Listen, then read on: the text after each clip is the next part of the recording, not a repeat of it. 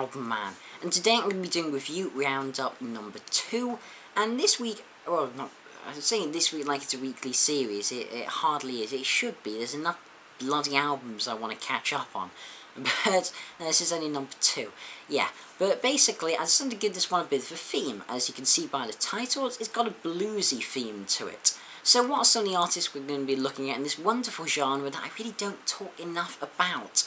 So we have Buddy Guy's new album Rhythm and Blues, Eric Clapton's new album Old Sock, Joe Bonamassa and Beth Hart's second collaboration Seesaw, and Aynsley Lister, more of a lesser known UK blues artist, and his new album Home. Okay, so yes, let's get into this, and let's start with probably the person who's been going the longest out of these guys. And this is Buddy Guy, and his album Rhythm and Blues. So Buddy Guy is, by no surprise, he ain't a spring chicken. I mean, coming in at 77 years of age. But this Chicago-born blues man, he can still play guitar and sing far better than most men at the peaks of their career, quite frankly. In fact, so ambitious is Buddy Guy that with this he went for the double album, which many younger artists struggle with. And this fairly long album, obviously, is split into 2 sections. There is a rhythm section and a blues section. How unpredictable, I know.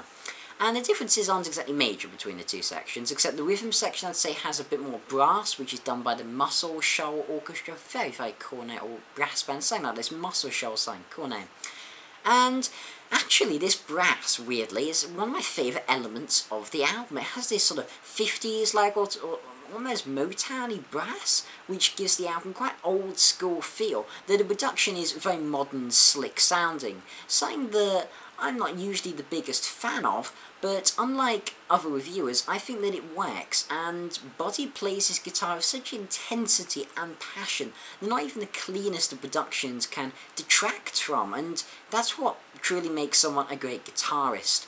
And, I mean, I honestly can't give the guitar enough praise on this album, and while he ain't, to quote the song Best in Town, the fastest gun when it comes to playing guitar, I don't care about speed. I think people who just care about speed with guitarists, I wouldn't say idiots, that's way too of a stronger word, but I'd say, I don't know, they don't quite see guitar playing for, all of its elements. Yeah, speed can be cool, but to me, I much prefer players who play with an emotion and a passion that, as Buddy Guy does, truly melts your soul. From his stunning wah-wah use to his more standard rhythm and leads, I mean, he just injects every ounce of himself in each note and surpasses most guitarists under 30 when it comes to energy. And his voice, I mean, that's not to be overlooked. Roy doesn't have that strong, deep, powerful, smooth B.B. King voice. Buddy, he still has a great voice, and he sounds like a guy in his 40s, not a guy in his late 70s. I mean, damn has his voice stood the test of time.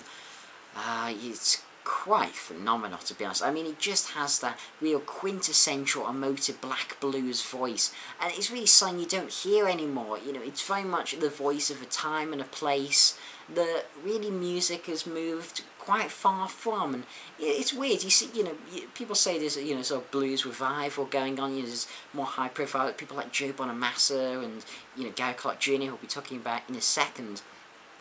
But one thing they just don't have, they very much have that, more Clapton-y, modern blues tinge to their guitar playing and singing. You just don't quite get that old school blues anymore. I can't name many, if any, modern acts that really capture that sound. So really, Buddy Guy, as old as he is, in the modern blues scene, it's actually quite refreshing to hear something like this. But this album also, to try and modernise itself, does feature an interesting array of guests.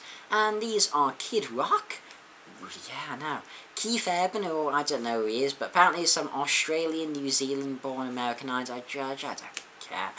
His voice ain't that great, to be honest. Beth Hart, who we'll be talking about a bit later as well, and most of Aerosmith, and of course, as I said, the upcoming Gary Clark Jr. And the songs with the guests, they vary in quality. From the not-so-great rendition of Jimmy Miller's Messin with the Kid, the original actually featured Buddy Guy on guitar, and it's better than this version, to be honest. With Kid Rock, surprisingly, Messin with Kid Rock, yeah, I know, it's so funny. And his voice, it sounds fairly strained. It's outshone by Buddy's, to be honest. He really doesn't quite... He just doesn't fit. Really doesn't.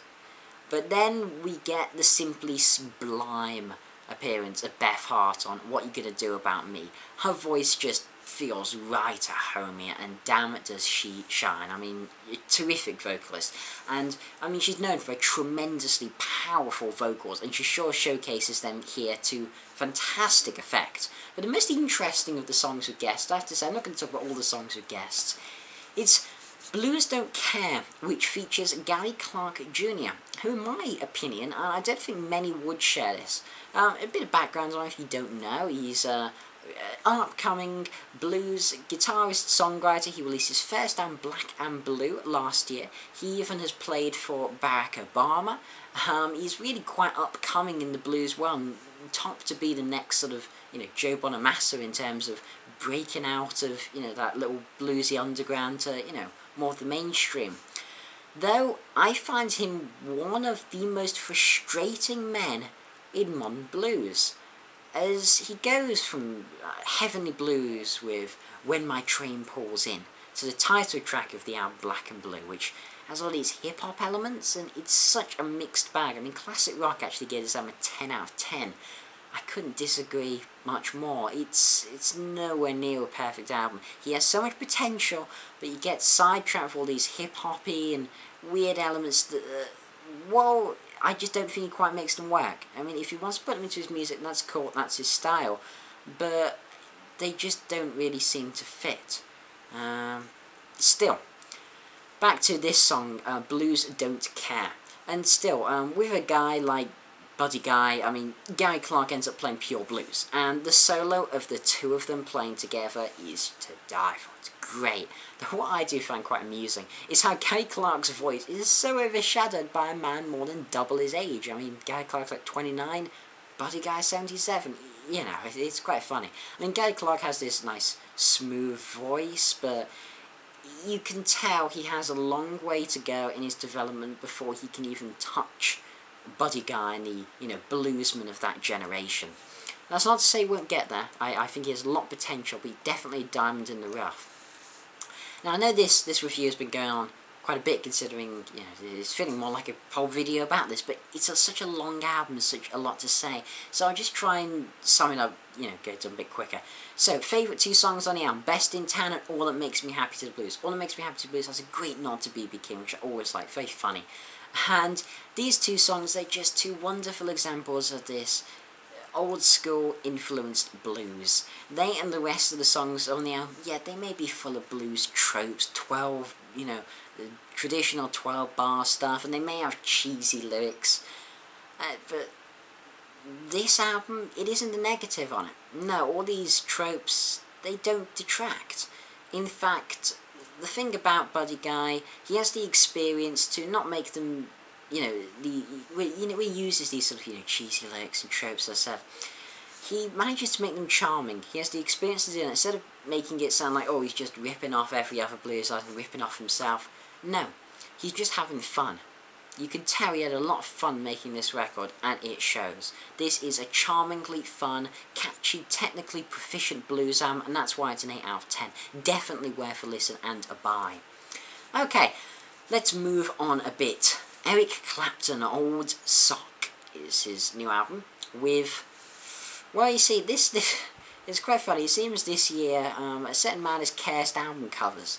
So of course earlier this year we had David Bowie's The Next Day, with, I know the point he was trying to make, I've heard people say, he was making, but I know, the album cover was shit, I don't care, just on a visual level, I hated it, still do, can't get over it. And Eric Clapton actually got the idea for the album from Old Sock from Mr. Bowie, and people should take advice from Bowie about music, things like that, great, do never ever take advice from Bowie when it comes to album covers, as this is the joint worst album cover of the year without a shadow of a doubt. It's some iPhone picture of Clapton on holiday with a hat on, and it's like, oh god, no. Oh god. And unfortunately, I always like to say, don't judge an album by its cover. Judge this album by its cover. because you won't be wrong, unfortunately. Yeah. Let's say Slowhand decides to take a chill pill for this album and move his hands oh so slowly that they barely move at all. Oh god, yeah, he took such a strong chill pill, he may as well fall into a coma. The music is so slow and lifeless, one word describes this effort. Uninspired. It features 2 new songs, which are Gotta Get Over and Every Little Thing, neither of which are hugely impressive, but the former, Gotta Get Over, is definitely the best of the 2. Features some nice guitar from Clapton, though it ain't exactly that memorable, and the chorus, I suppose the chorus with a gospel choir behind it's fairly nice, but... And then we get Every Little Thing. You see, most of the songs are covers on this album, like you just, say. So 2, effectively, songs written by Clapton, and then, 10 covers. So the second of the Clapton originals, it's a little odd, Every Little Thing. It starts off feeling a bit like Tears from Heaven, which, you can get into that. That's actually my favourite Eric Clapton song. I do, in fact, prefer that to Layla, which people sometimes find odd. But yeah. And then suddenly, so in the verse, it has that vibe, it's like, okay, this might be a nice little ballad. And suddenly, in the chorus, it goes into this Bob Marley-like reggae. It's like, where did that come from? It doesn't fit. It's like the most cliche, generic reggae ever. And I know they aren't the most descriptive of words, but if you think of reggae in your head, then it's just that very, very typical reggae stuff, really. I mean, I don't know much about reggae, I'm not great at describing it, but just think really typical reggae, and it's that. I mean, think Levi Roots, reggae sauce if you're British and watch Dragon's Den. It's pretty much like he got that and put it in the middle. Yeah, so basically this song, fusion between Levi Roots and Eric Clapton. Yeah, need I say more. But I'll talk a bit more about the album, I suppose. And yeah, the covers. 10 out of this 12-track album, as I said, are covers.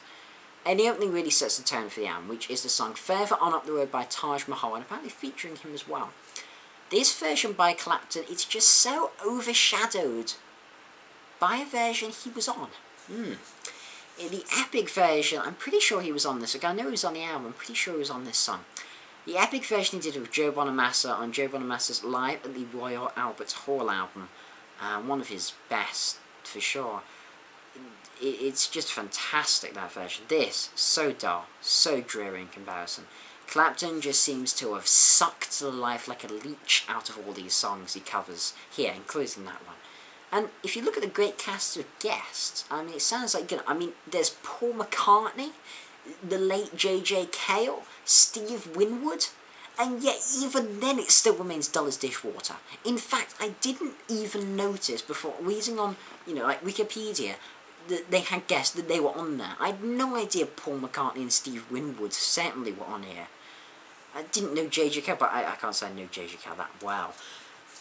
Yeah, that's really sad. And the epitome of this journey is shown in his rendition, which I'm going to be the harshest of, because it's a song that is dear to me, which is his rendition of Still Got the Blues as a tribute to the late Gary Moore. And of course, Gary Moore, in my opinion, my humble opinion, was a far greater guitarist and writer than Clapton. As blasphemous as that may sound, I don't care. Gary Moore is, was, I suppose, a genius. Simple as. And yeah, this song features Steve Winwood, I assume, on piano. It's certainly less guitar-driven than the original, which sounds interesting. Yeah, I'm up for more piano-driven Still Got the Blues. Problem is, it just doesn't have any of that spark of life that made the original one of the great, truly great blues songs. This feels too safe and comfortable. Just like putting on an old sock, to be quite frank. The album cover and the title really sum it up. It's safe. I wouldn't recommend this to anyone. Well, it's hardly offensive. If you don't listen to it, you're not missing anything at all. It's a 4 out of 10. I'm going to stick to Derek and the Dominoes, which I bought last month.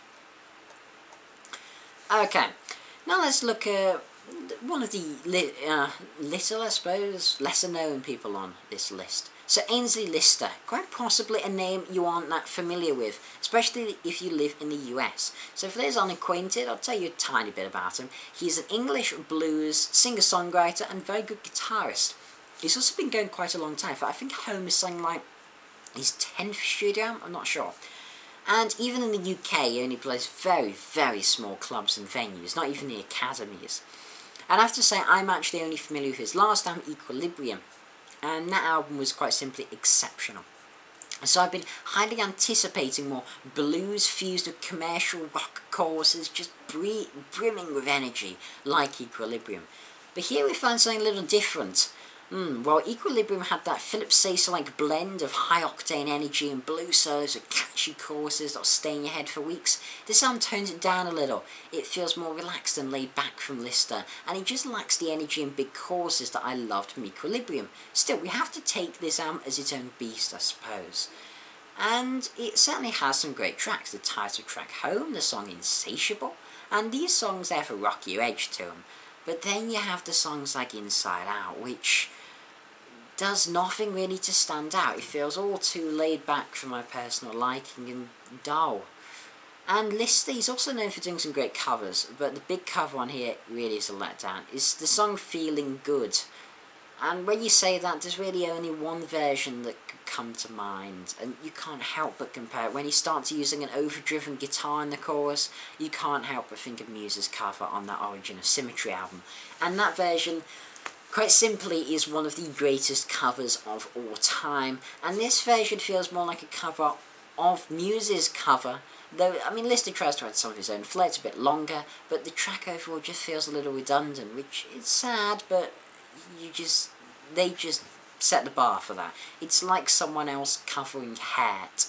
You know, you have those two simply sublime versions, the original by Nine Inch Nails and then the Johnny Cash version. Just no one should ever touch the song again. You know, it's been done, you know.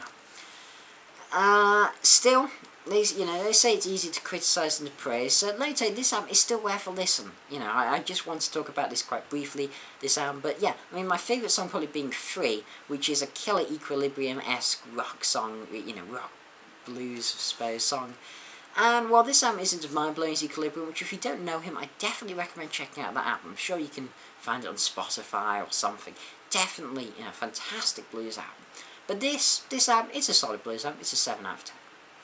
And lastly, we get Joe Bonamassa and Beth Hart's Seesaw. Now firstly, just before we get into this, I'll just tell you a little briefly what I thought of Joe Bonamassa's only other album this year, which was Rock Candy Funk Party's self-titled effort. I didn't like it.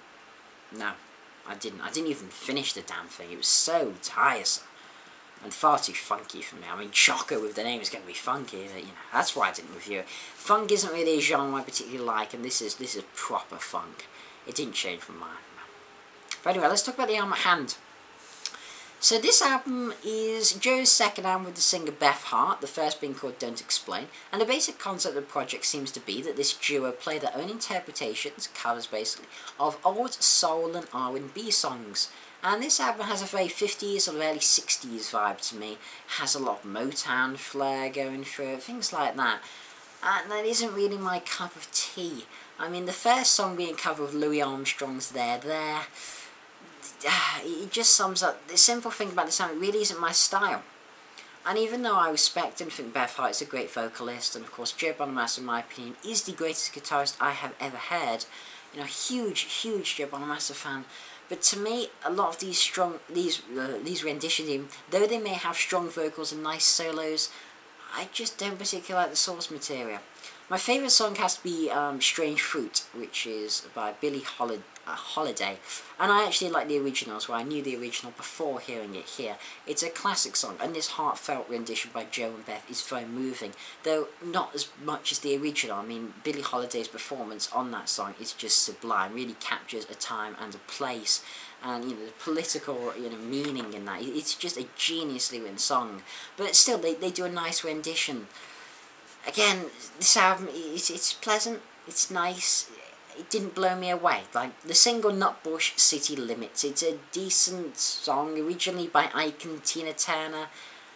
This album really just doesn't tickle my fancy, I'm afraid. I can perfectly understand that. A lot of people love Joe and Beth's stuff, and I can perfectly understand that. I can see how there's potential for a great album here if you like that type of music. You know, to hear these two musicians play those tunes, if you like them, I'm sure that is awesome. Definitely understand how people can dig it, but it's not for me, I'm afraid. I'll give it a 6 out of 10, but really, take my rating with a pinch of salt, really. It's basically, if you like this type of music, you're gonna love this album, I'd say. If you don't really, then, you know, I wouldn't make it exactly your first go-to Joe Bonamassa. I'd stick with his solo stuff and Black Country Communion if I were you. Okay, so this has been your Album Man. Thanks for watching. Comment, subscribe, and as usual, long live rock and roll.